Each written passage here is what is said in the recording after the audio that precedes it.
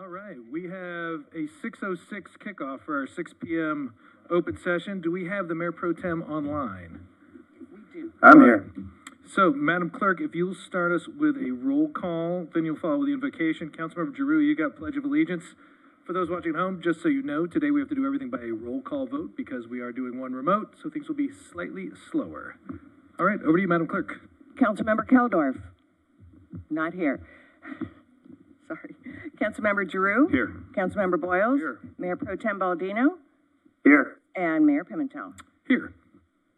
I would like you all to please rise for the invocation.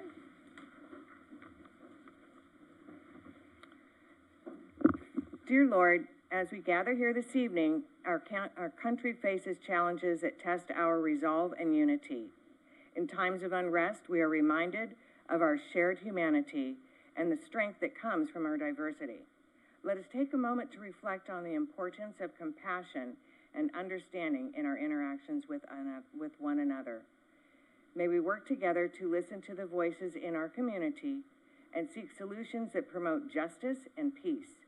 Let us be guided by values that uplift rather than divide, strive to create an environment where all feel heard, valued, and safe. In this moment, we ask for wisdom to lead us through these turbulent times and courage to embrace each other in solidarity. Together, we can work to transform our challenges into opportunities for growth and healing. Amen.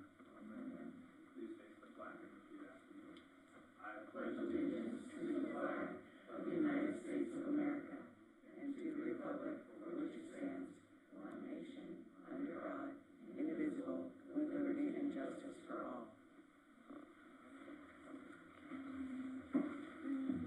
Thank you very much, Madam Clerk. Thank you, Councilmember Giroux. And we will start with a special presentation to the El Segundo High School Girls Varsity Lacrosse Program with Coach Mack and Councilmember Giroux. All right, I got this one. Just quick little background. I've been watching this team. My daughter, who's not here, she's with her mom in Mexico. For 3 years now. So to watch how the program has gone from what it was to what it is right now, what you accomplished this year was truly incredible, and it's a real testament to the dedication of all of you. There's some of you who never even played until 2 years ago that were active participants in a CIF playoff game. So that's pretty incredible achievement. So I'm going to read this off. Congratulations to the El Segundo High School Eagles varsity lacrosse team on a truly historic season. With an impressive 16 wins, captured their second Ocean League title, the most in program history, and earned the top seed in the CIF Division II playoffs. The team made school history by reaching its first ever CIF lacrosse final. Your hard work, determination, and record-breaking achievements have set a new standard for excellence. Another thing to keep in mind, there is exactly one senior on this team. Another thing to keep in mind, there is a freshman, Tessa, are you here? There you are. She had over 100 goals this year as a freshman. So it's safe to say the future is bright. Very, very well done. I think they have they have it already, but I'm going to just announce the names of the girls who are here. When I announce, you can just have them come on up, and then Coach Mack, if you'd like to say something after that, okay? All right, captain and senior. Is it Kester?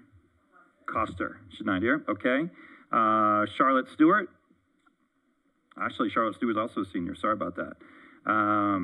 Callie. Callie's not here either. I am 0 for 3 so far tonight. I know this one's here. Caitlin Black. I don't see her. Gracie Beatner. Kyra Snell. Kira. Sorry, Kira. I know this one's not here. My daughter, Leah Giroux. Juliette. Is it Lage or Lake? Bridget Michael. Maddie Linder. Layla Guzman. Val Bogan. Tessa Tipton. truly one of the most aggressive players I've ever seen, Riley Clinton. Grace Dominic. Emma Cooley. Mary Amara. Esther Gomez. And Nicole Fitzpatrick. Coaches, Coach Lana Shepard. Coach Nikki, is it Bonaduce? Like Bonaducci. And Coach Mac Shea McDonald. Coach, the microphone is yours.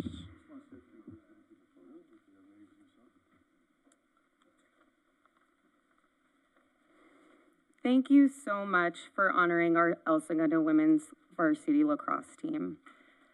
I'm not gonna lie, a lot of blood, sweat, and tears went into this season and our unprecedented success.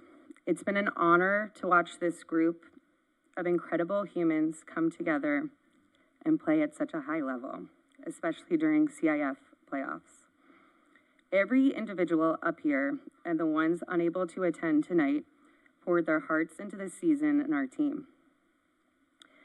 While many of us felt heartbroken we didn't win the championship game, the coaches want to remind you all it doesn't take away from what we built together. We became a family this season, we broke records, changed each other for the better, and took El Segundo lacrosse the furthest it's ever been in our town's history.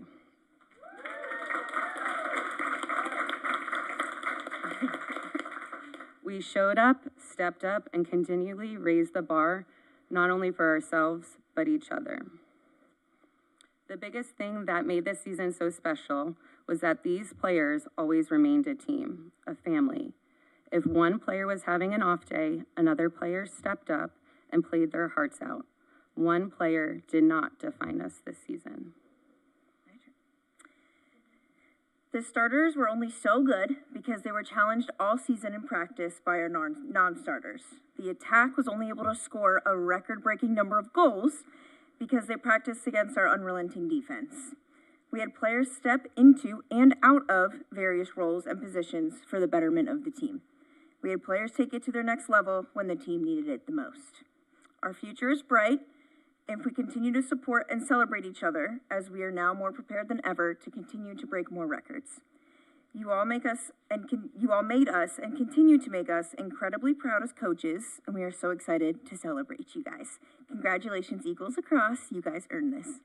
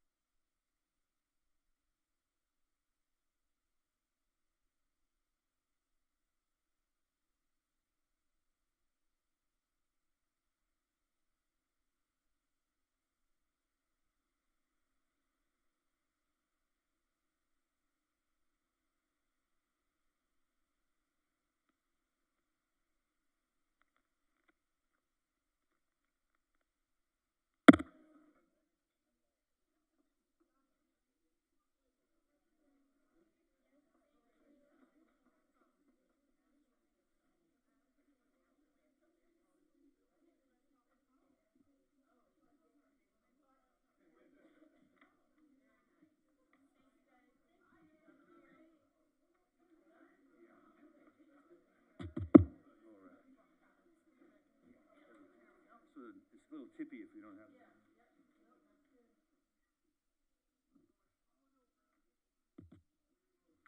I'm glad those were all parents and not parking permit people. Madam Clerk, give me the good news. How many public comments we got? The good news is we have 5 people who would like to address you this evening, none of whom are addressing something specifically on the agenda. All right, let's do 4 minutes each then. Okey dokey. I would like to invite Ron Swanson, please.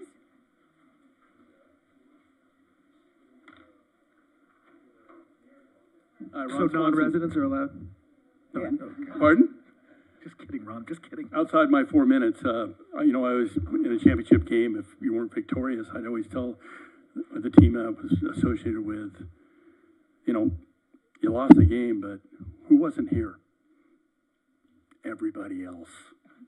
And that kind of cheered them up. And this is kind of appropriate because I want to speak about traditions in this town. And they just joined a tradition from El Segundo High School, championship teams. One of the traditions is the holiday tree lighting ceremony that I think is going off in the wrong direction. Back when, and probably these girls here would come, and it was a very special time in this town. And now it's turned into a cultural event, a teaching event. And I think we need to get back to where it used to be. The tree lighting ceremony was participation by the schools. They'd come and sing. We had the bell ringers from the Methodist Church, and you were there, Drew. I mean, you'd see them, and the kids from the schools. It was just a good time.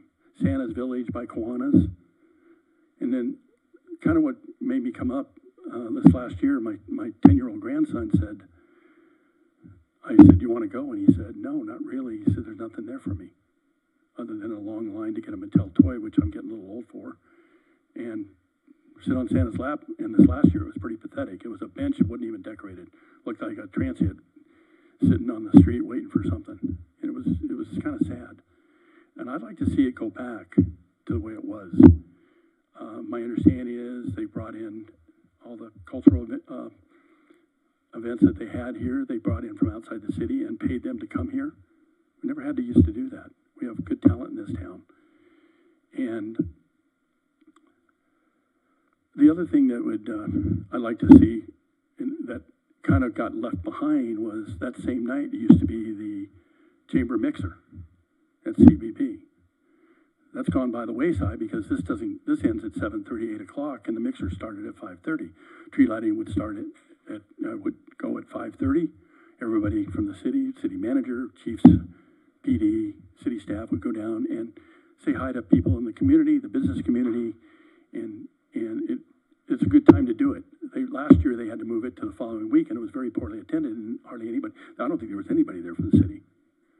And we got to remember, in the end, city pays the bills.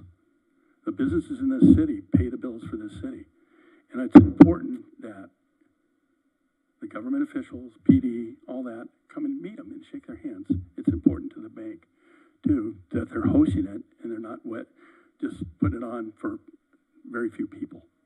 So I'd like to see it go back to the traditions that we used to have.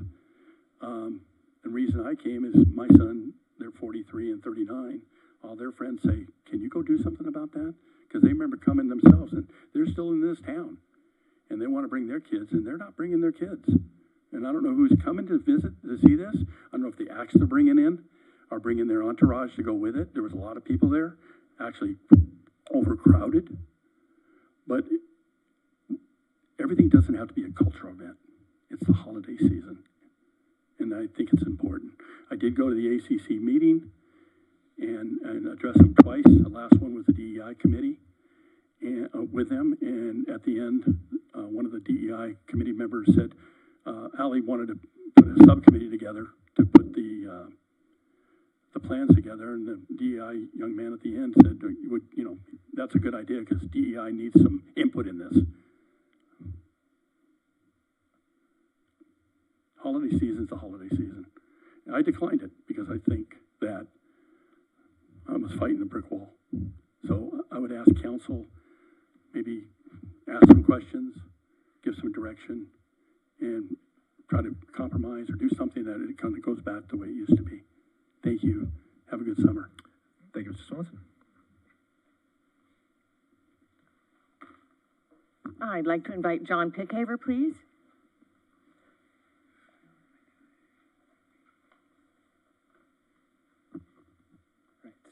Good evening, Council. My name is John Pickhaver. I first wanted to take the opportunity to commend the El Segundo Police Department for their professionalism, communication, and approach they took during last week's No Kings protest that saw over 2,000 people peacefully exercise their First Amendment rights here in El Segundo. Next, a number of residents have reached out to me in my role as the Arts and Culture Committee Chair to ask why the city requires local artists and vendors working on behalf of the city to secure costly auto policies just to perform or exhibit in El Segundo. I'm here to offer what I hope could be a potential solution. Under the California Joint Powers Insurance Authority, member cities place a blanket non-owned auto endorsement on their umbrella liability policy that automatically covers every contract vendor driving on city business. Neighboring cities like Lawndale, Lomita, Hermosa Beach, Gardena, Carson, Hawthorne, and Inglewood all enjoy this streamlined coverage. Here, by contrast, each vendor must obtain a $1 million auto policy, often costing hundreds of dollars depending on the scope of work, sometimes even when they aren't even paid for the gig. So I'm here to ask if the city's attorney's office has looked into whether El Segundo could adopt a similar master endorsement. Finally, a matter I was hoping not to discuss this evening, to the city manager, Mr. George, I have emailed you twice over the last week regarding a matter of great interest to the community. You have neglected to reply, so I thought it'd be appropriate to read those emails here, and perhaps then, after public comments, you could respond.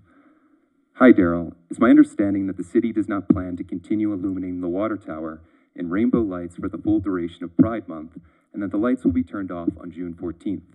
I was told this decision was made at the direction of the City Council. Could you please clarify when that specific direction was given? I'm not aware of any subsequent discussion following the September 3rd, 24 Council meeting, where the unanimous motion directed staff to propose an illumination schedule for approval. Please send me the minutes from the meeting where Council approved the illumination schedule, as well as a copy of the schedule itself or where it is currently posted. Thank you, John. I did not receive that schedule, nor did I receive a reply. Later, the next day, I said, Daryl, I've since learned that there was no subsequent meeting regarding this matter, which makes sense. Of all people, I don't think I would have missed it. That leads me to believe that the direction did not come from the council, which is a relief. Therefore, I'm hopeful this can be resolved and the lighting of the water tower will remain lit for the duration of Pride Month, with perhaps the exception of Flag Day on June 14th and any other holiday celebrations, recognitions deemed appropriate. I know the lighting of the water tower seems trivial with all else that is happening. So let me be clear. While the rainbow lights are meaningful to me, I do not need the water tower lit to feel supported. I do not need the water tower lit to feel celebrated. I do not need the water tower lit to feel valued. It's not for me, it's not for my partner, it's not even for my LGBTQ friends in town. It's for the people you don't hear from. It's for the kids, young adults, or older folks who are still figuring out who they are. Maybe they've told no one about what they're feeling inside. You may not realize it, but that rainbow light in the sky might be the only support they have, or the one thing that helps them to begin to accept who they are. That's who it's for most of all.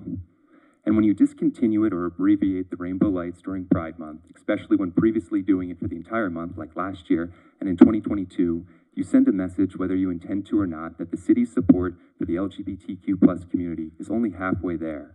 Ask yourself, why was it lit in 2022 for all of Pride Month? And in 2023, half rainbow, half red, white, and blue. Mr. McCabe, your time. You have the rest of the email. Thank you. Thank you, Mr. McCabe. Next up. Sean O'Brien, I'd like to invite you to come up, please.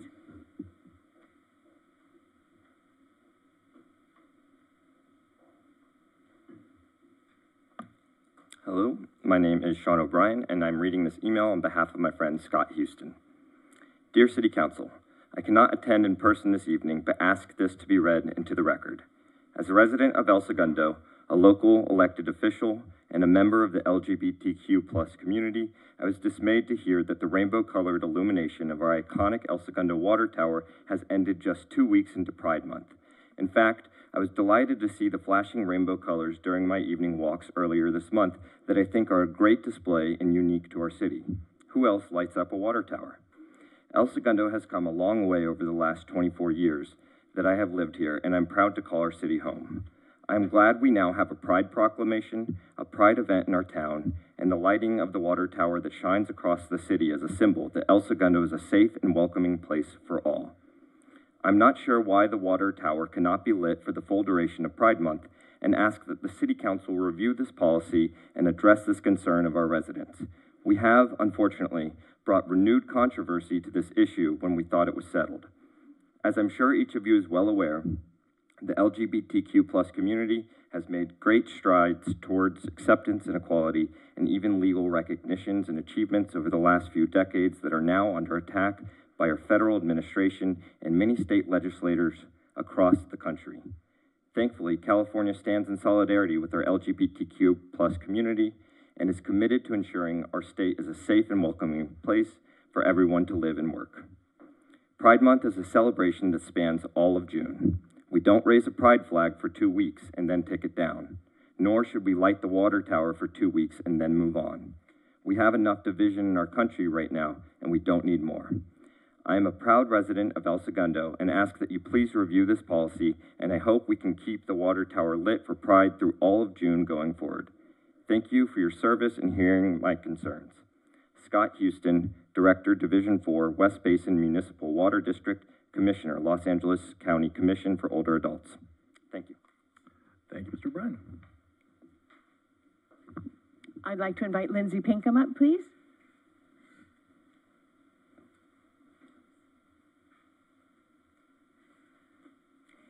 My name is Lindsay Pinkham. I'm a homeowner and a resident of El Segundo for 38 years. This is about the water tower again.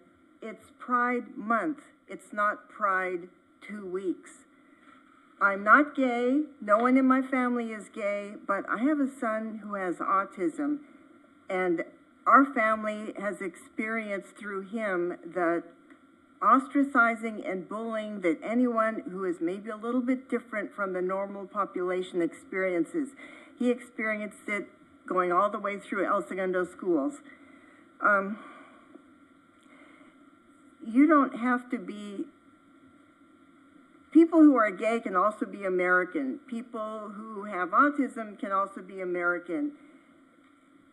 We're all American. We don't have to wrap ourselves in the flag.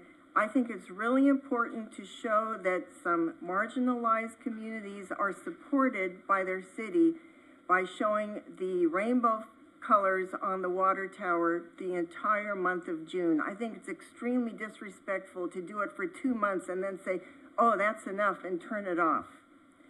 So I would also like to ask the council and whoever's in charge of this to please turn the rainbow colors back on and keep the water tower illuminated so these people can feel, as Susan mentioned in her invocation, heard, valued, and safe. Thank you. Thank you, Ms. Pinkham. All And right. last speaker this evening, I'd like to invite Nancy Johns, please. There we go.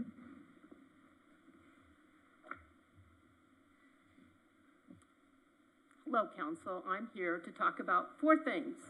Some of you got an email from me recently about the trash in El Segundo, so I'm kind of calling myself a trash expert. And I have talked to, I believe his name is Pankow at the city, the environmental, am I right? Yeah. Okay, anyway, we need more trash cans. We know that because we see a lot of trash. So I've talked to him, but I'd like to really get backing on getting more trash cans, especially on the green belt, over on Imperial, and on Richmond north of Grand. They both need a lot more trash cans. And on that trash mission, I'd like to see Imperial Highway cleaned up. And we know it's city and county, and that's what I talked to you guys about in my but we gotta figure out a way to get it done. It's just so ugly driving down Imperial. You guys all see it, we all know, it's just ugly. And it needs to be cleaned up. So however we can get that done, we gotta get that done. I also had the pleasure of listening to Luis Cruz Beltran at the library. He's a drummer. And when I was talking to the librarian, she said, well, you know, we really love having these musical events at the library, but we won't be able to have them anymore because of the $1 million liability policy required. And I believe John Pickhaver discussed this, but the library is saying they can't have any more cultural events involving bringing people in because this $1 million liability policy is too much for individuals. Also, you know, Pride colors, important to me too. We're having our Pride event at the end of the month, and it would be nice to carry the Pride colors all the way through June, which is Pride Month. And finally, it still stinks. Hyperion still stinks. I live on Dune Street, so you know, I literally live at the back door to Hyperion. And I don't even know what to, I literally want to cry about it because it's just so frustrating. And I know we've tried all kinds of things, but we gotta get somewhere with this. They used to be a great neighbor, and now they're just horrific. And we gotta figure out how to get them to be better neighbors. I'd like them to act like Chevron does, where they're a great industrial part of our city, but Hyperion has just gone way downhill since the big spill. Anyway, thank you for your time. Thank you, Ms. Jones. Anything further, Madam Clerk? Nope, that's it for this evening. City Manager, can you briefly discuss, I know with the new risk manager aboard, they've been working on these sort of different levels of risk and how we assess them contractually. Can you just update on sort of where that is? And I think the way that that is communicated through the staff down to the vendor level agreement seems like that might be a gap we can fill. Yes, Mayor, you're absolutely correct. We've had multiple conversations and discussions in-house with risk management, city attorney's office, our Rex and Park director, myself, to go through all of the insurance matters that were brought up this evening. Maybe I can have Joaquin share a little, because I know we actually worked something out for less than $15,000. There were all kinds of new ways of dealing with the insurance that I think would address some of the questions. Thank you. So, in working with the new risk manager, Sharon Brennan, who's been a godsend, I will say, it came to our attention that personal auto insurance was being used by various vendors, instructors, and so forth, which wouldn't cover commercial operations if someone traveling to teach Zumba got in an accident and then the injured person comes after the depocket the city. There is an allowance based on the risk manager's assessment of the risk. If it's a low risk activity and if it's under $15,000, there's a waiver allowable for that. There's also for in the event that someone lives in the community and is the instructor, is the contractor, and they just walk here, they just attest that they're not going to use their vehicle for the service, so there's a waiver deployed. The third component is Sharon has reached out directly, called numerous vendors and connected them with these types of non-owned auto policies, other additional add-on endorsements that they can use that are not extraordinarily expensive for a lot of people. And there are a lot of vendors who do things in a lot of different cities and are already on top of it. So these are things we've concluded, I would say, back in March, but I think maybe the word has not necessarily gone out, but it has gone out to the instructors who have signed new agreements for calendar year 2025, but maybe not the full information has gone out to the rest of the community. If I could just add into that, that's surprising to hear the information that was shared. That's not accurate. As Joaquin said, we've actually worked out, I think, some really good workarounds and come together to find solutions. They don't work for everybody, but I think they protect the city and are reasonable. And I was surprised to hear that as well, because we've executed several contracts and agreements in the last few months since we worked together to find this solution. So I'll reach out to the staff and figure out where perhaps the miscommunication is, and we'll continue to make sure we're able to have all the wonderful services we have. Thank you. And I know, to Ms. John's point about Hyperion, they have certainly done a better job of communicating when they're having these maintenance outages. That doesn't make it smell any better that they're telling us that it's happening. I mean, it's thanks, but it's better than finding out the day after, right? But and at least they're doing preventative maintenance as opposed to just telling us about preventive maintenance. Have you had any further input from them, or as far as any developments or the new hiring of a plant manager? Yeah, I have, in terms of the plant manager component, they are still recruiting. This is the second time around now. They have not been able to find a candidate at this point, but they have done a number of interim measures to fill that gap. I mean, Haiseng, who's he's the acting plant manager, has been in that position now for almost a year.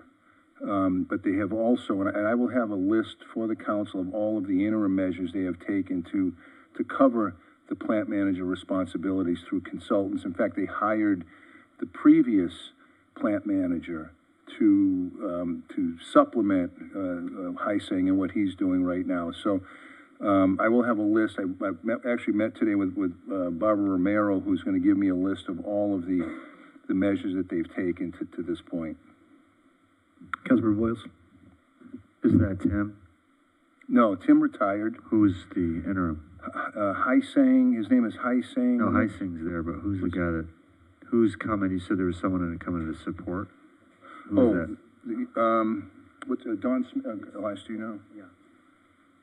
Don Smith. Oh yeah, Don goes way Smith. back. Okay. Former Hyperion plant manager. I thought last time we talked about this last council meeting during public comments. I thought it was public comments, or maybe it was your update.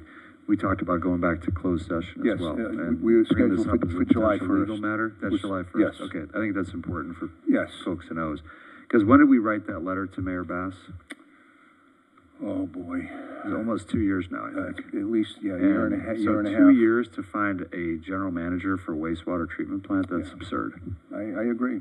I think they get a good look at what's out there, and that they're making a professional business decision on it. And I guess to add on, we'll just throw the update in there. The concept of withholding payment for them was not legally tenable either until 2027, 28, we can ask to readjust a payment schedule. But we're trying everything. Yeah, and they've also hired, and again, I'll have a full report in closed session on the 1st, but they've also hired Heal the Bay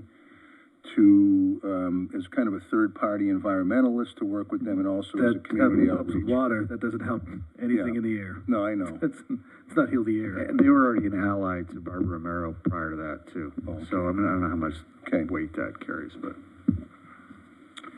And City Manager, I know last year, in an effort to continue to use all of our public amenities as unifying sources for the community, a policy was developed. Can we make sure that the policy around lighting public buildings and illuminating to commemorate events is made very clear to everyone, so it is predictable?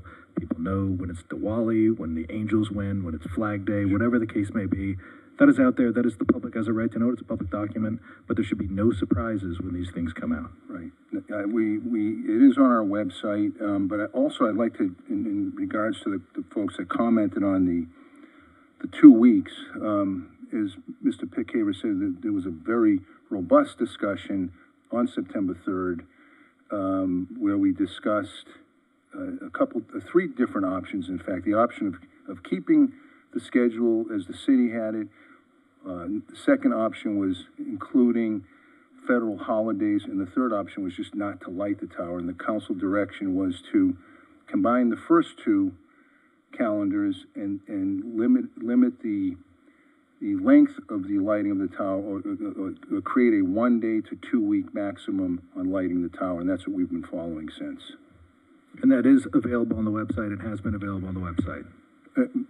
Yes, it was more recent that we put it on the website, but it is there, and then anyone that has called, and we really haven't received any calls on this, but until recently, but It is currently on the website. Councilmember Drew, you have some? Director Mancini, step to the podium, please. I just want to address Mr. Swanson's comments, just so Yes, sir. we just have clarification and proper narrative and everything like that. First of all, I like the holiday events. I'm a big event person, and I also think we have to understand as a community that not everybody celebrates Christmas, right? Christmas and Hanukkah are on the exact same day this year. So I do like the idea of having an event that celebrates everyone that lives in this town. So that being said, a couple things came up. I know we had a meeting on this in here, and one of the things that came up was when it came to paying talent. Right. We said pay none or pay all. Correct.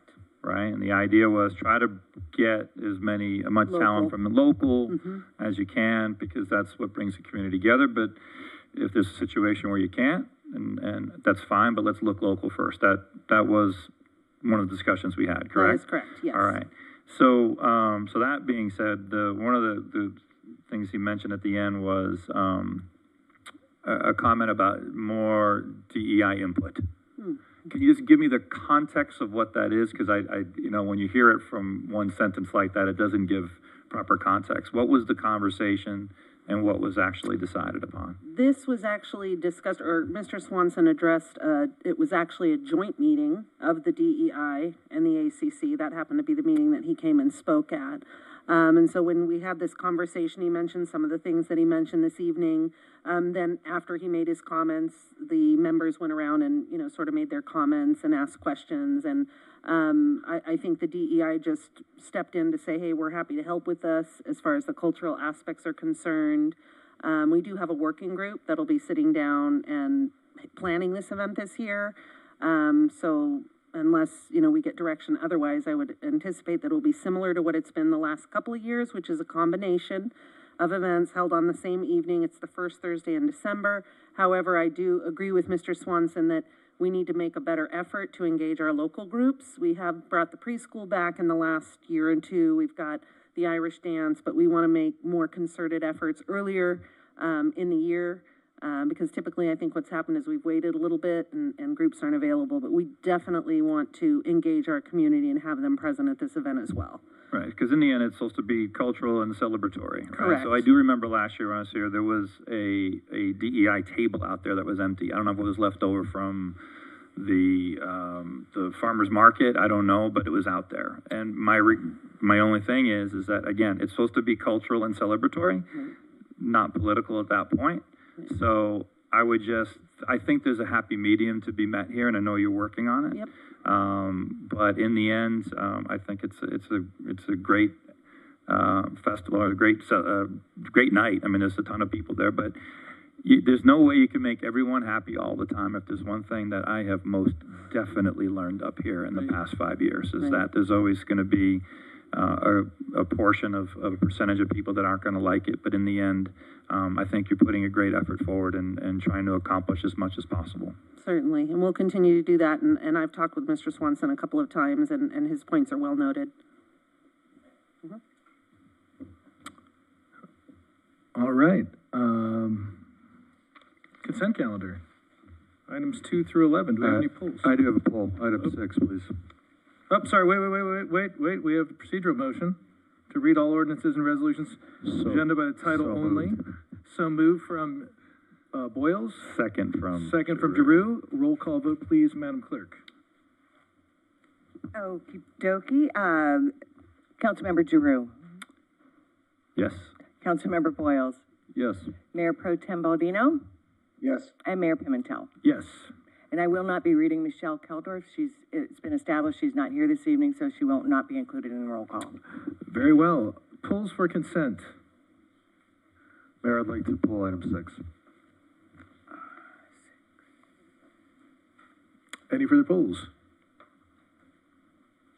All right, that is item. So you're pulling item 6, not 5, tax 6, correct? Okay. May I have a motion to approve items 2 through 5 and 7 through 11? So moved. Second. Boyles on the first, Giroux on the second. A roll call vote, please, Madam Clerk. Councilmember Giroux. Yes. Councilmember Boyles? Yes. Councilmember Baldino, or sorry, Mayor Pro Tem Baldino, Yes. and Mayor Pimentel. Yes, 4-0. Over to you, Councilmember Boyles, on item 6.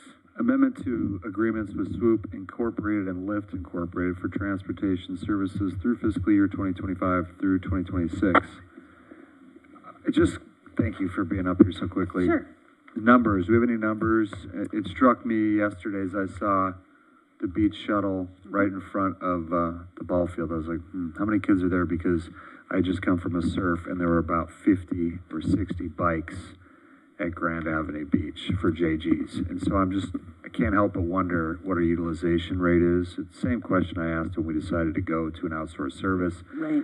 And it's going to be the same question I ask when it relates to going from Dial-A-Ride to Lyft, which I was a big proponent of, is what do the numbers look like? Because it's a lot of money. I know we get reimbursed for this. Right.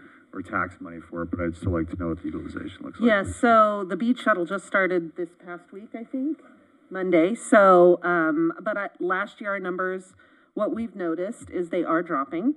So we've actually changed, I believe, some of our stops, and we are taking a really close look this summer specifically. We're asking them to keep regular records of how many people are riding, because likely next summer we will want to decrease this even further, because like you're mentioning, I think a lot of the kids in town are riding their e-bikes.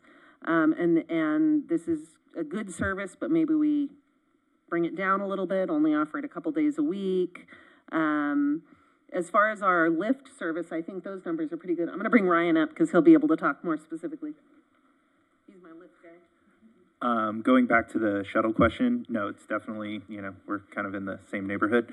Something I've observed on my lunch walks is a lot more bicycles, and that's the rise in bicycles. We've definitely seen a bit of decline. So throughout the summer, I'm going to have some staff stationed over at Grandin Richmond at that stop, or Grandin, Virginia at that stop, to kind of just tag what's going on. I ride my bike down at the beach very often, and the bike path has definitely become more e-bike. So we're going to take a look closely at that over the summer and do some targeted days and do some counts of how many riders are we getting versus how many e-bikers are we doing.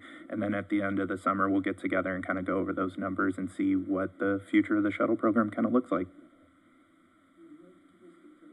Yeah, sorry, what was the question? I was focused on one. Just similar, like I said, I love that we went to Lyft. This is the idea we borrowed from Monrovia, if I remember correctly, several years ago. And so how's it panning out? What do the numbers look like for utilization? I know we wanted to, was big saving when it comes to Percival employees and everything else with the very low utilization rates. How's Lyft going? What kind of numbers are we seeing? Lyft is through the roof. So if I could, we're well over 500 rides each month. So at the start of the service, I'd have to look somewhere. It was definitely under 200 for the first probably 3 to 4 months. We're having two ways that you can do it. You can kind of do the old traditional El Segundo way of calling in, booking a ride through the concierge service. Where I'm starting to see the numbers tick up is through the Lyft app. You can book your own rides. We send you an invitation code, and it's all geo-fenced in, and as long as you're booking rides within that geo-fence, you get the subsidized ride. So that has been one end that has definitely gone up, but each month right now we're doing about 500 rides, which is huge. Previously with Dial-A-Ride, it was a one-on-one kind of time frame. So we really had to, if we were picking somebody up that was going to Rite Aid and maybe they were at Imperial and Center, we had to do the math. That's about 10 to 15 minutes, unload a rider, go to the next one. So, somewhere rides within town were 15 to 25 minutes per one individual, and now we're able to service multiple people at the same time, most importantly, as well as Dr. Dial-A-Ride. That's definitely had a big increase in usage with the Dr. Dial-A-Ride. And again, that service was only on Tuesdays and Thursdays. If you think of driving someone to Torrance Memorial, getting them back, that's 2 to 4 hour round trip. We're only able to serve 1 to 2 people, where now we're able to serve multiple people with the Dr. Dial-A-Ride service. That's great. So service is better. What's the criteria? Is it elderly and physically challenged, or is it just? Elderly and physically challenged. So there's one individual that has like a neurological disorder that's a bit young that we do have on the service. Years ago when we had our own dial ride with our shuttles, I remember there was a guy in town who had a double leg break, and we took him around for a while. So if there's something that doesn't enable the resident to, you know, get around and have mobility themselves, we'll step in if they're under that age. And then it's just, I can't remember, is it a discount or are we fully subsidizing? What's the? We do up to $15 in town. None of the rides cost more than like $12 to $13. With the Dr. Dial-A-Ride, we have just a $5 fee, and then anything over $20, the rider pays for. Great, thank you. Cool. Unless there are further questions, Mayor, I'll move approval on this item. Drew on the first, or excuse me, Boyles on the first, Pimentel on second. Roll call vote, please. I'm sorry. For item 6. Councilmember Giroux. Yes. Councilmember Boyles. Yes. Mayor Pro Tem Baldino. Yes. And Mayor Pimentel. Yes. Thank you very much. Now, over to item 12, staff presentation. Item 12 is an ordinance to adopt an engineering and traffic survey and amend the El Segundo Municipal Code to maintain associated citywide speed limits. Good evening, Mr. Mayor, members of the City Council. The last time that the city engaged in performing this speed survey was year 2019, and we have to redo this survey every 7 years. We are a little bit early this year to make sure it happens, and we are trying to be proactive. So the recent completed survey shows that all the street segments, they have appropriate speed limit signs which are already posted throughout the city. So staff respectfully recommend that the City Council introduce and waive the first reading of the proposed ordinance to adopt the survey study and maintain associated citywide speed limits, and schedule the ordinance's second reading for July 1st, 2025 City Council meeting. And I'll be glad to answer any questions. Any questions for Public Works? I have one. Director Sassoon, as a part of this, can we engage the City of Los Angeles's Public Works to ensure that we harmonize West Grand with the remainder of Grand Avenue on speed limit as possible? I believe that decision lies with their staff attorney, but there's that one stretch that goes from the edge of our ownership of Grand at 35 miles an hour, and for about 220 meters is about 45 miles an hour, which makes it very difficult for us to incorporate the local travel network into our speed. Can we do that? I'm already engaged in a conversation with their department, and South Bay COG is also involved in that. It would not be part of the survey study, but it is something that we could talk to the city of LA in order to be able to reduce that segment, the speed limit. My theory on this is the COG has asked us for help on it. We have not been successful. I've got the guy's number. There's not been successful. My thinking on this is if we have to do this survey, that likely the firm that we use to engage with this may have a one-to-one relationship with people in this who may be able to assist. So can we make this an implied task, if not an explicit task, with this? Sure. City Attorney, does that fly? Sure. I mean, the direction can be a part of this, absolutely. Yeah, because that 45 mile an hour zone for all half a second the people are on it, it would be just a lot easier for all of us if it was the same speed as the rest of Grand. Sure. All right, and with that, who would like to introduce? I'm willing to introduce. Pimentel will introduce. You want me to read it? Partner, you can do it by title only. Okay. An ordinance amending El Segundo Municipal Code Section 843 to adopt an engineering and traffic survey, amend El Segundo Municipal Code 843 to maintain associated citywide speed limits, and find that the ordinance is exempt from the requirements of the California Environmental Quality Act pursuant to CEQA guidelines, Section 15061B3, has been introduced by Mayor Pimentel. All right, and we don't have to pass that as a motion, right? I just introduced it. Okay, and then July 1st, anyone object to that as a schedule? All right, July 1st, there we go. Mission accomplished on 12. Item 13, Recreation Parks and Library Strategic Plan. Director Mancini. Hello again. All right, we're gonna just pull this up here. I don't know, how do we have to make Ryan go away? Oh, sorry, Ryan, is he still there? I'm assuming he's still there. Okay. Good evening again, Honorable Mayor and members of the City Council. 1 second, Director Mancini. Can we lower the lights? There we go. Okay. There we go. In late fall 2024, the Recreation Parks and Library Department engaged in a strategic planning process to clarify goals and priorities for the department for the next 3 years. Tonight, I will share an overview of the draft document that has been created and is ready for council feedback and/or approval. Lily, can you advance for me? This is a list. Oh, at the top. Oh, I'm sorry. Oh, let's see. Got it. Okay. Here we go. In order to facilitate an objective review of the department, the city entered into a service agreement with Marie Knight of Knight Leadership Solutions to lead the strategic planning process. The project kicked off with 2 half-day retreats attended by all full-time department staff to discuss the strengths of the department and areas for improvement in an effort to align priorities and improve customer service to both internal and external customers. During the 2-day session, staff engaged in multiple breakout discussions to talk about department communication, work priorities, workplace culture, and effective use of resources.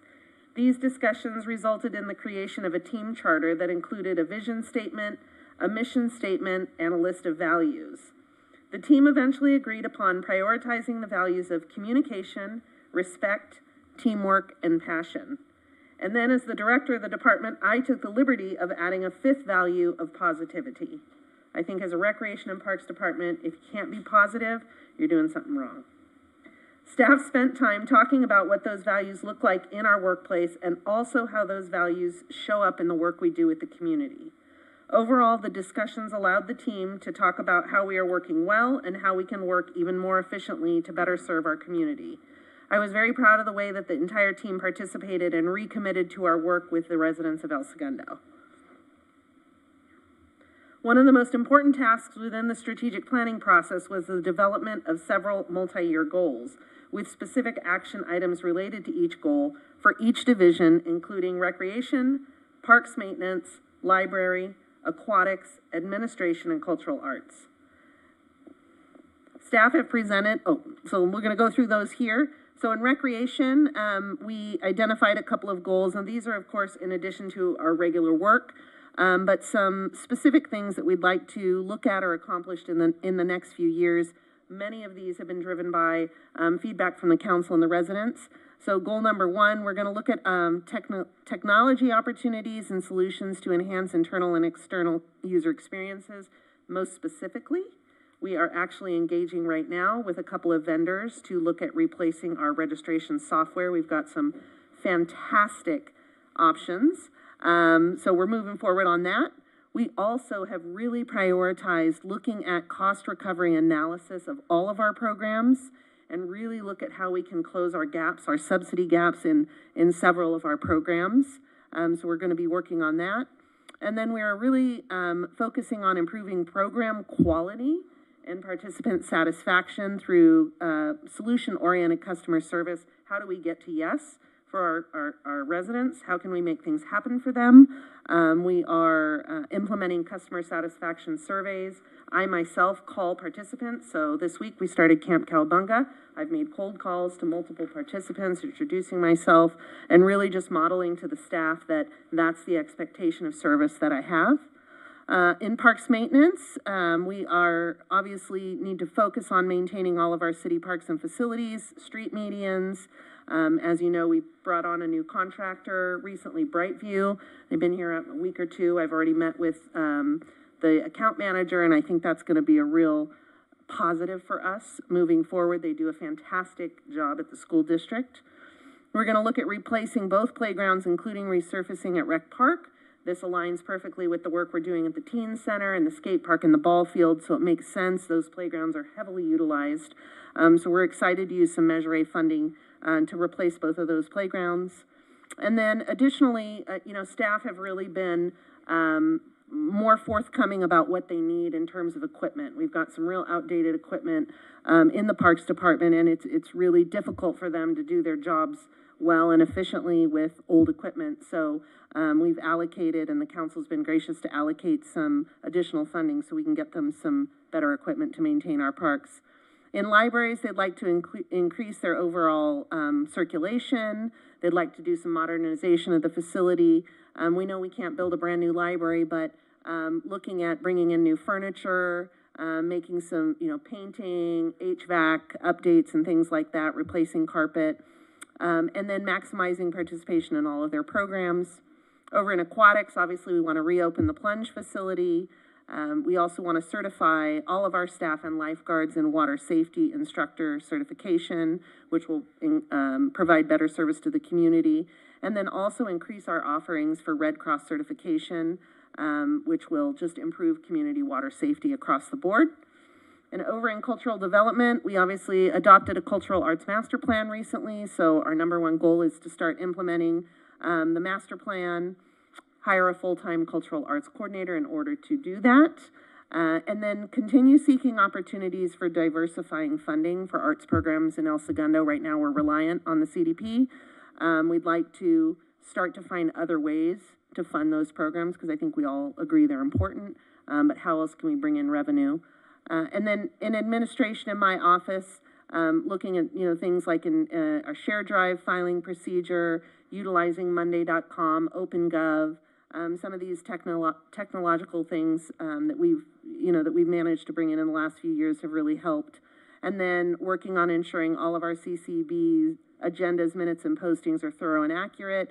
We understand this is a way for us to build trust with the community, increase transparency. So that's a goal of ours in the next few years.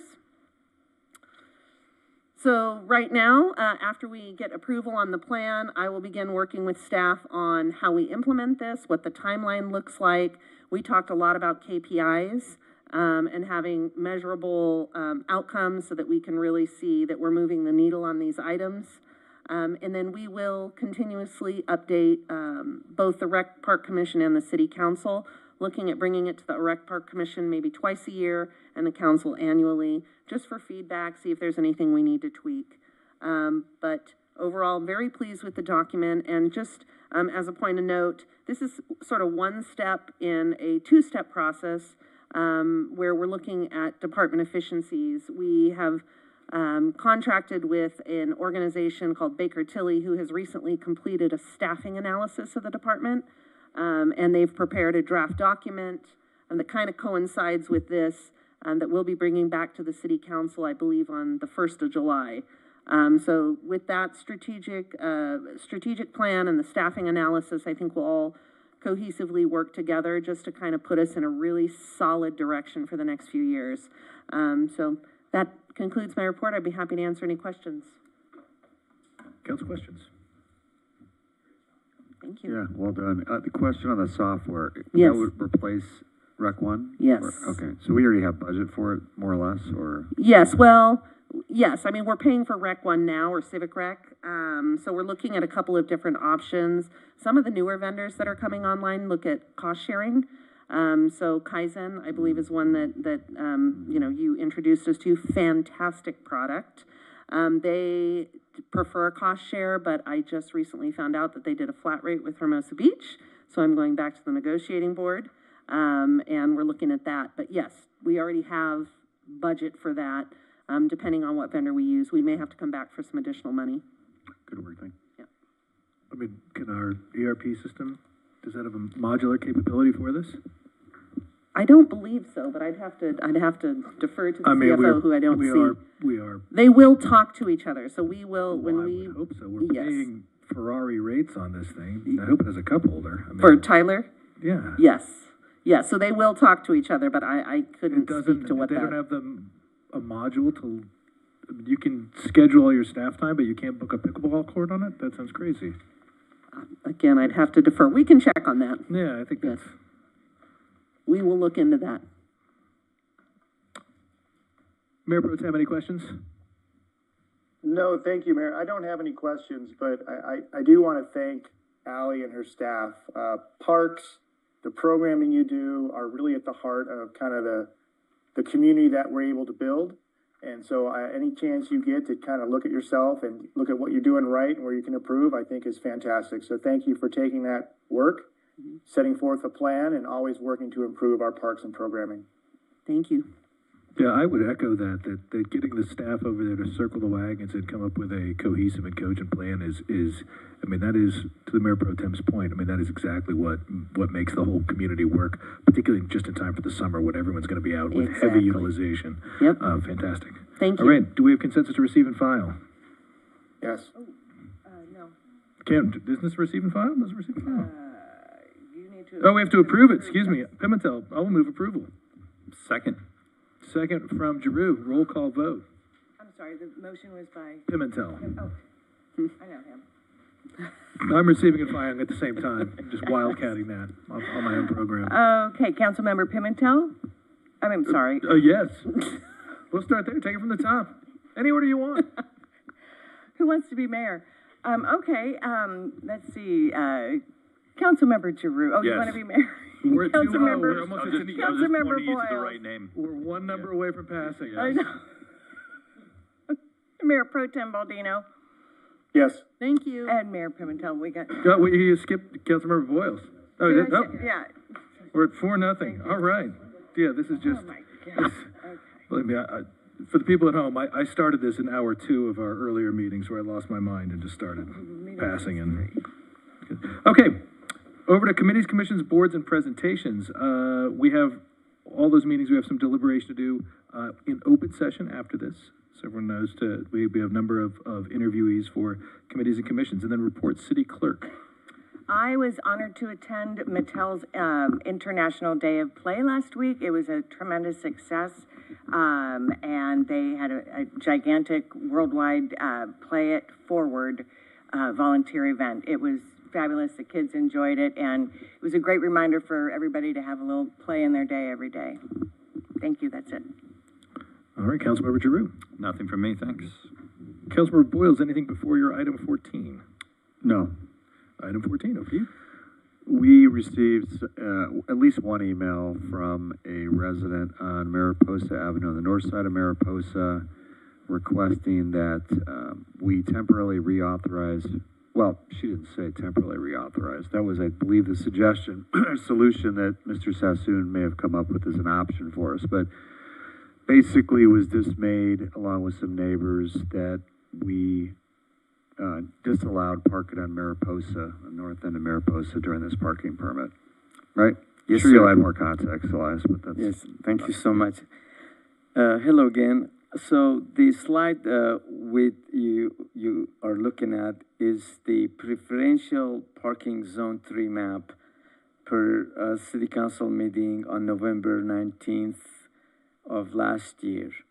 And if I go to the next slide, as you can see, the city council on the 20th of May at its city council meeting, they decided to take out the portion of Mariposa to the north of Perimosa as part of the parking restriction from this zone 3. What is being proposed at this time by the city staff, receiving email from that lady that you talked about, due to the fact that our contractor, well, actually it's not city contractor, but it is fiber optic contractor. They pulled the permit and they are installing fiber optics along Mariposa to the north. The parking has become really convoluted and difficult to do. So the staff is recommending that as a temporary measure, we continue to keep the north part of Mariposa from Illinois Court to Kansas, put it back into the Zone 3 map just through December of this year till the construction for this fiber optic is completed. And all the permits by end of this year gonna expire anyway. So we're going next year, everybody's gonna get permits, but the area to the north of Mariposa will come off and will no longer be part of the Zone 3 preferential parking permit program. So that's what is being proposed. Council questions?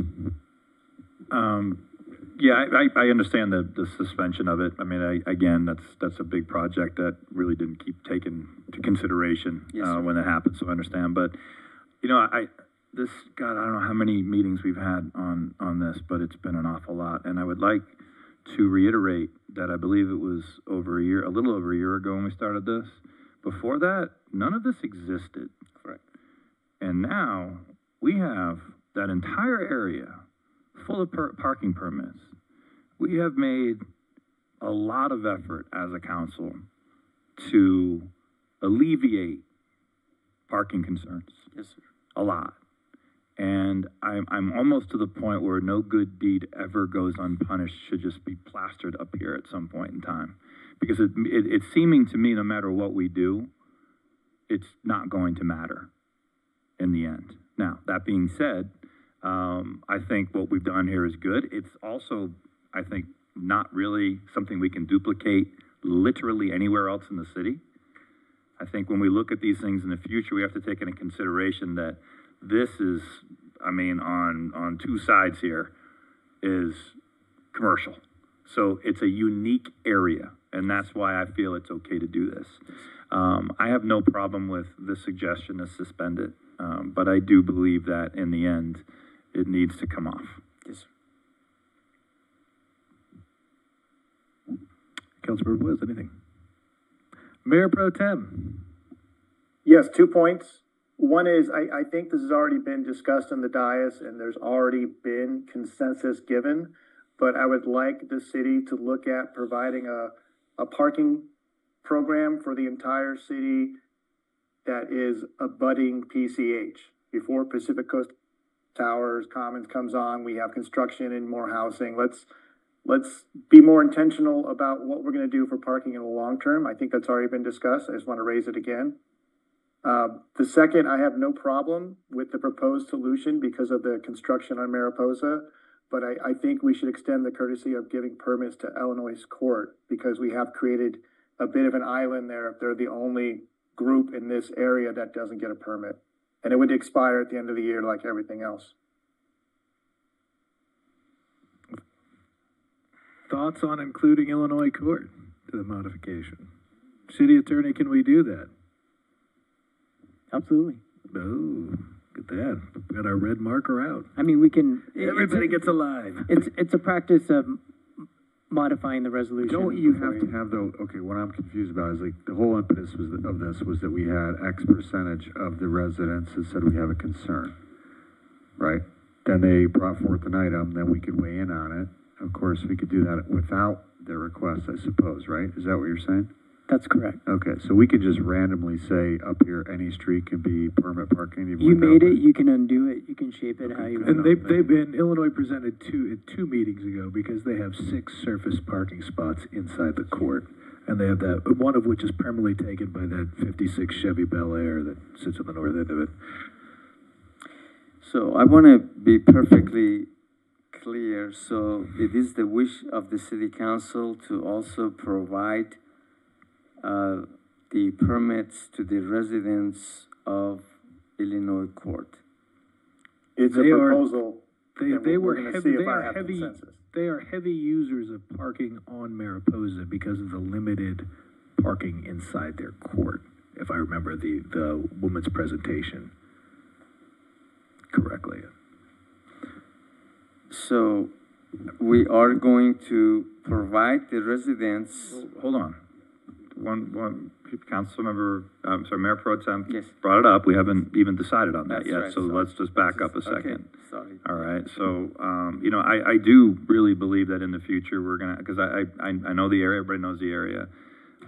At some point, if we ever make this permanent, one of these stipulations has to be, what do you have in your garage? And what do you have in your carport? Because I know the area. is a lot of space, but it's taken up by a lot of things that aren't cars. For the purposes of this, where do we stop after we go to this court? Do we go somewhere else? Is there another street that's going to ask? And how do we say no to the other if we say yes to this one? I think it's worth reiterating, at least on my part, and I speak just for me, that the intent of permit parking in this area is to alleviate public safety concerns and abuse by commercial vendors who are using these to store cars and to rent cars. Those two things. There is nothing in our municipal code that allows for people to have permanent private access to public amenities and public streets. And each one of these structures was built with mandatory on-site parking for this very concern. So the people who permitted these things in the 50s, 60s, and 70s, and the last one in 1982, they didn't do this ignorantly, right? They ensured that these things were built with on-site parking. So there's no guarantee of private access or private privilege to a public amenity on those streets. So if we're going to do this for right now as a pilot program, yeah, you can wave the red marker around. However, when it comes to permanence, I think we would take a very hard look to see, are we addressing an abusive situation like we were before with overnight campers for unsheltered people, as well as auto body and Turo and people using it for commercial application or airport parking. So I'm in favor of solving for those ills. I'm not in favor of granting a private privilege to a public amenity.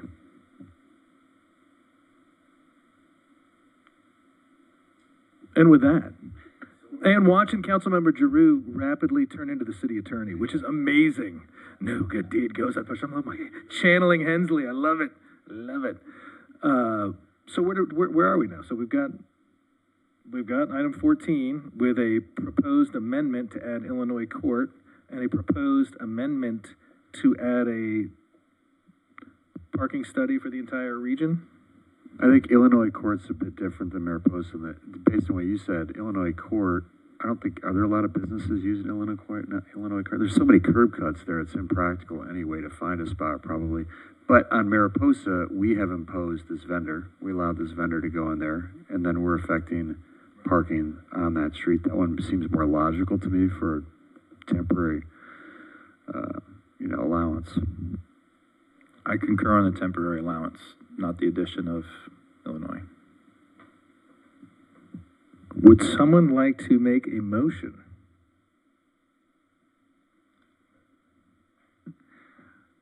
I'll make a motion to extend, I guess, or temporarily, the parking permit area on Mariposa till the end of this year, or until that work is considered completed. To adopt a proposed modified resolution to temporarily reauthorize permit parking on the north side of Mariposa Avenue between Illinois Court and Kansas Street, the preferred parking zone 3 program through December 31st, 2025. That's exactly what I said. So moved by Giroux, second by Boyles. This is without the Illinois Court addition.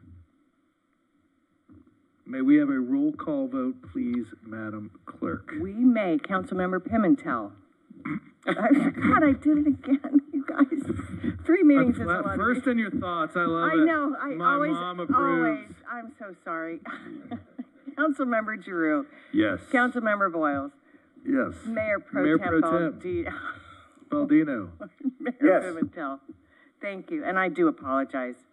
Mayor Pimentel votes no, but loses once again, 3-1. The motion passes. Thank you. Got to keep my losing streak alive. Crushing it. Winners start here. And just for that, I mean this empty chair right next to me. Mayor, if I may, just for the record. You read the may. title. Okay, wonderful. As long as it's hopelessly negative and jaundiced, like Hensley. Of the City Council of the City of El Segundo, California, designating and updating preferential parking zone number 3 and associated hourly restrictions pursuant to Vehicle Code Section 22-500 at SEC, and making regulations permanent unless terminated by council. Very well. That was not in my script. Mayor Pro Tem, you got thank staff for helping with the accommodations so I can appear remotely. for the interviews, the closed sessions, and tonight's meeting. I think since we are talking about community at tonight's meeting, it can't be said enough that, you know, everyone is welcome in El Segundo. I am a big fan of El Segundo because of our community, because of the people who live there. I believe that we are a small, close-knit community that looks out for one another, that cares for one another, and more importantly, we give the beauty and the grace for people to be who they are and to love who they love. And if you're lucky enough to love somebody and have someone love you back, then you are welcome in El Segundo. Especially if you want to raise a family, there is no better city in the world than El Segundo, USA. So thank you guys, and have a good week. Thank you, Mayor Pro Tem. And I will echo that. What a display we've had over the last few weeks of people being respectful of one another's various political concerns. Tremendous work by the police and fire department, public works getting set up for demonstrations on Saturday. Tremendous work all around. I do have item 15, which is suitably dorky because it's mine.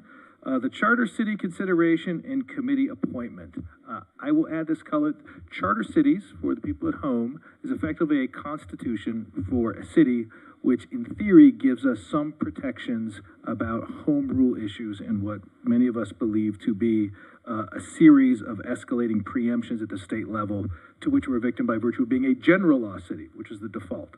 By becoming a charter city, that does not necessarily mean anything significantly has to change. Our charter city could act exactly the same way the general law cities do. We would just be insulated by a charter. This would have to go to a vote of the people.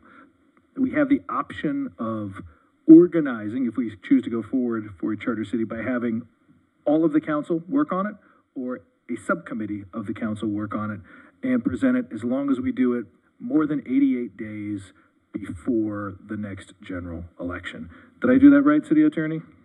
Caveat on the last part, it has to be submitted to the voters, at least 88 days. Submitted before, to 88. But before that, about 10 years ago, they tweaked the law to have a long 2 hearings, and then you have to have like 30 days in between. 30 days between the hearings. Yeah, so by my rough calculations, as long as you, assuming everything gets approved, submit it to the voters early May, to play it safe, you want to say April of 26, then you'd be in good shape. I'm sorry, if you start the hearings at that point to submit it 88 days, and the 88th day is August 7th before the next statewide election on November 3rd, 2026. So as a matter of discussion, is anyone else besides me in favor of appointing a city council committee to draft a potential charter for the city? I'm in favor, and I volunteer you to be the chair of your subcommittee. You've got to run through the clerk. She makes decisions on my behalf. All right. Mayor, what's changed? Because I think we talked about this, I can't remember not that long ago. What's changed? Because I know that they really stripped the power of the charter city. So what are the benefits that we can still get? A couple cities tried to prevail to prevent housing carve-outs. I think a couple of them persevered, a couple did not, if I remember correctly. So what do we hope to gain out of this? I think, City Attorney, would you like to brief us a little bit on some of the wins and losses in the current state of as those cases wend their way through the appellate process? Sure. Councilmember Boyles is correct. Over time, Sacramento's eroded away.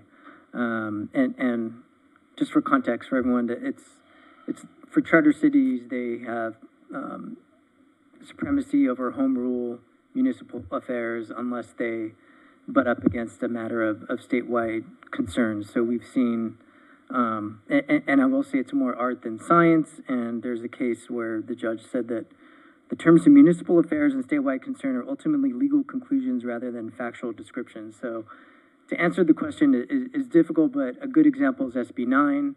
We had 6 charter cities a couple years ago initially successfully get an exemption from the application of SB 9 to those 6 charter cities. They tried expanding that to all charter cities, and eventually, based on an allowance in the decision, the judge said, hey, if the state legislature comes back and makes certain magical findings, then it's going to apply to everyone, which the legislature recently did. So protection from SB 9 went out the window. Very generally, in the areas of conducting elections, law enforcement, certain personnel matters, you're still gonna be subject to the same Myers-Mealy-Brown Act, but there are certain setting of salaries and things of that sort. So I wouldn't say it's life-changing what remains, but it does give cities more of a fighting chance when it comes to arguing for home rule or tailoring things to their liking. Yes. If I can add real quick, Councilmember Boyles, that part of this is an area where last year the legislature passed more than 5,000 bills, and they get vetoed at not a vanishingly small, but not for a significant rate. That any amount of administrative latitude we get from continually having to revise our procedures for continually changing statewide predilections, I think could be financially valid for us to pursue this. I'm sorry, I cut you off there. Go ahead, please. No, I was going to make the argument that I could see the pendulum switch. I mean, it's gone so far, supermajority in the legislature, and I think that's when a lot of this happened in terms of carving out or restricting what a charter city could do. So I was going to make the argument that could come back, and maybe there's less legislation that exempts charter cities from participating. In other words, I think it does make sense to pursue this because there could be a scenario in the future where the environment in Sacramento changes such that it does give cities more power, because it's gone completely the opposite direction. Even our locally elected legislators who came from local government have done everything they can to produce housing bills that tie our hands. So perhaps that will come back to some sense of reasonableness and normalcy. And so for that reason, I think it would be worth pursuing. And if I may, just historically, I think that's accurate in this area, because you see things that start out as a matter of a municipal affair that becomes a matter of statewide concerns, and vice versa. So there is that fluidity, given that these aren't precise, fixed ideas of which goes in what bucket. Can I jump in and just add that I was interested in exploring going to a charter city because of the success that some other cities had in challenging state mandating issues that are supposed to be under local control. However, since those victories, the state has been able to claw that back. And I've got Wiener's SB 79 here on next to me, and they just add in a line that says, "This bill will include findings that changes proposed by this bill address a matter of statewide concern rather than a municipal affair, and therefore apply to all cities, including charter cities." So I don't think that we're going to get the advantage that we think we are. I think we're going to have to cost the city a great deal of time, money, and resources to basically go from a general law city to a charter city. And that when we create that charter, it's going to look pretty much the same as the city we have now, meaning we're not going to make that much of a change of how we run things or how we do things, because ultimately we are bound by state law. And because we don't have this advantage or this win of being able to assert more local control because we are a charter city, I don't know if it's worth the expense, time, and energy to do it. Unless someone can show me a clear path where this is really going to make a difference one way or another, and I just don't see that, so I'm against it. I wish it was as great a tool as we want it to be. I'm just afraid that it's going to be a lot of effort for kind of the same result at the end of the day. Do we know how much it'll cost, roughly? I was going to say, can we suggest that if we do appoint a committee, that part of the initial drafting process is an assessment of what the costs are, and if it's going to cost us $500,000 worth of staff time, then it's moot? Or do you have a sense of what these typically do cost? Well, I guess I think one of the major costs, I don't think drafting and for the public and the staff report, there's some language about a more detailed charter versus a very enabling bare bone charter, which I would strongly recommend. There are numerous samples of that. One is Palmdale that has a flavor of that, that's in the agenda. So the drafting part, I think, can be very lean and mean. There will be an additional charge to add a ballot measure to the November 26th election. I think usually it's maybe $20,000, but we can explore that through the city clerk's office to see what additional costs adding the ballot measure would be to the election overall.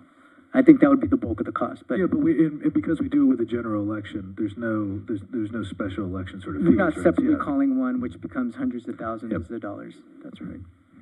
But as far as the drafting, what we would recommend is enabling, where you say, we want to be a charter city. We're not going to tailor all of these things in our charter, because if we want to change them later, we have to come back and get a vote of the people.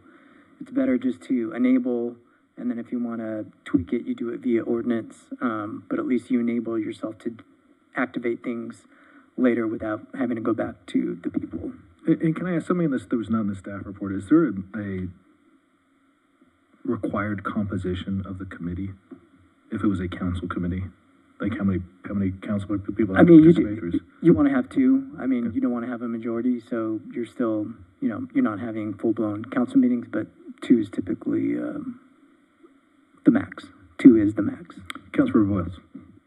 I was just gonna move approval of, exploring a committee and doing a cost benefit analysis. I mean, if it's really $15,000 to $20,000, I mean, we spend more than that on who knows what. Toner cartridge, yeah. So is your motion to appoint a committee and explore costing? Yes. That's Boyles for that. And do we have to attach people to it first, or do we approve it and then appoint it? It'd be best to do it all. Do it all today. once? Yeah. All right, for your motion, who are you gonna put on this thing? Clearly you. I'll volunteer, but you gotta find another voluntold. I'm willing to support and volunteer to explore it and have more discussions. I'm still open-minded. Done. Perfect. Okay, so we have a motion to approve with the costing, with the mayor and the mayor pro tem as the committee. That is Boyles on the first. Do we have a second? Second. Second is Giroux. Roll call vote, please, Madam Clerk. Councilmember Giroux. Well done. Yes. Councilmember Boyles. Yes. Mayor Pro Tem Baldino. Yes. And Mayor Pimentel. Yes, so 4-0. Off we go on a voyage of constitutional exploration. A couple things for you, Madam Clerk. This Friday is the deadline for letters of support or opposition for a number of state legislative bills. I suspect there's quite a number of those we'll be involved in, so if we can get the deputy city manager, make sure that we have those on the way. We had a big presentation at LA Ventures Association last Wednesday.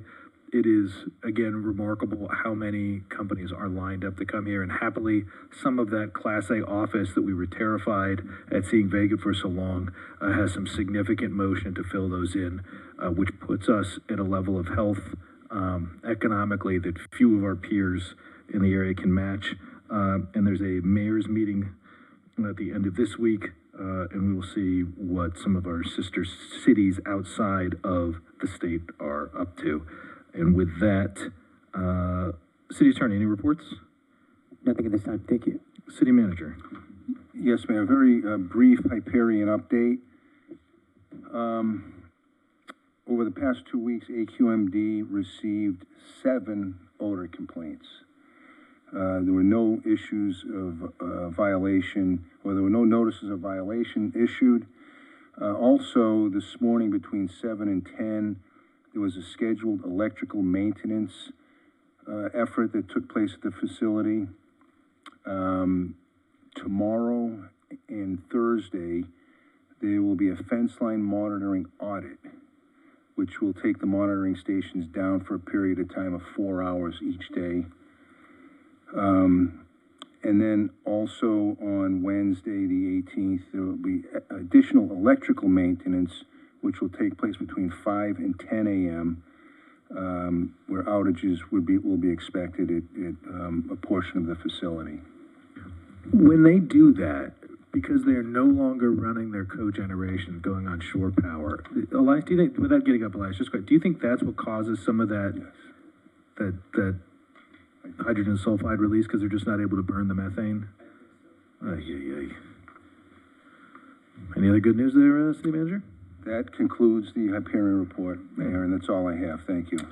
All right, we will now go back to our special meeting, open session for the committee, commission, board applications. And with that, I will close this special or this regular session.